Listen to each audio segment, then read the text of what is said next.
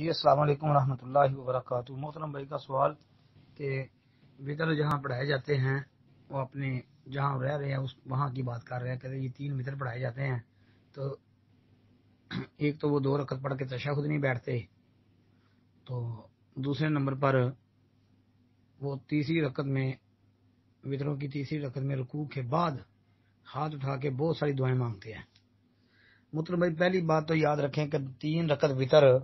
پڑھنے کا افضل اور بہتر طریقہ یہ ہے کہ 2 رکعت پڑھ کے سلام پھیر دو، 1 رکعت اکیلی پڑھو، یہ افضل طریقہ ہے، کیونکہ رسول اللہ صلی اللہ علیہ وسلم اسی طرح پڑھا کرتے تھے۔ صحیح مسلم وغیرہ کے اندر صلاۃ اللیل مثنی مثنی، تو نبی علیہ الصلوۃ والسلام ہر 2 رکعت پر سلام پھیرتے، آخر میں 1 وتر پڑھ لیتے۔ جی یہ صحیح مسلم وغیرہ کی روایت ہے جی، اور یہ طریقہ بہترین اور افضل ترین طریقہ ہے۔ اور اگر کوئی بندہ 3 رکعت اکٹھی پڑھتا ہے تو درمیان میں پھر تشہد نہیں بیٹھنا چاہیے، جس طرح آپ نے ذکر کیا ہے کہ وہ نہیں بیٹھتے، تو اچھا کرتے ہیں نا، نہیں بیٹھتے، کیونکہ نبی علیہ الصلوۃ والسلام نے یہ 3 وتر مغرب کی نماز کی طرح پڑھنے سے جو ہے منع فرمایا ہے کہ مغرب کی نماز سے مشابہت نہ ہو۔ تو مغرب کی نماز سے مشابہت کس طرح ہوگی کہ 2 رکعت پڑھ کے جب تشہد بیٹھیں گے، تو دیکھیں نا مغرب کی نماز میں 2 رکعت پڑھ کے تشہد بیٹھتے ہیں، ٹھیک ہے،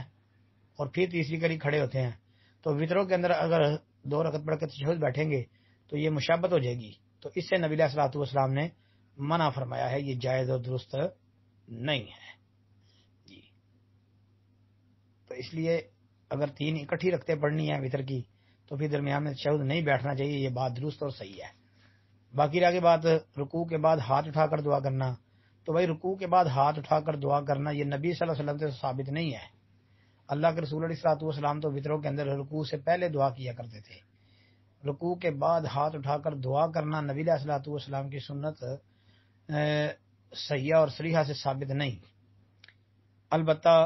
جس طرح آپ نے کہا کہ وہ بہت سی دعائیں مانگتے ہیں، مطلب کہ قنوت وطر کے علاوہ اور دعائیں بھی، جس طرح قنوت نازلہ ہو جاتی ہے، اور بھی دعائیں ساتھ شامل کر لیتے ہیں، تو جو امام اس طرح دعائیں کرتا ہے تو بعد ہمارے اہل علم ان کا یہ خیال ہے، ان کی تحقیق یہی ہے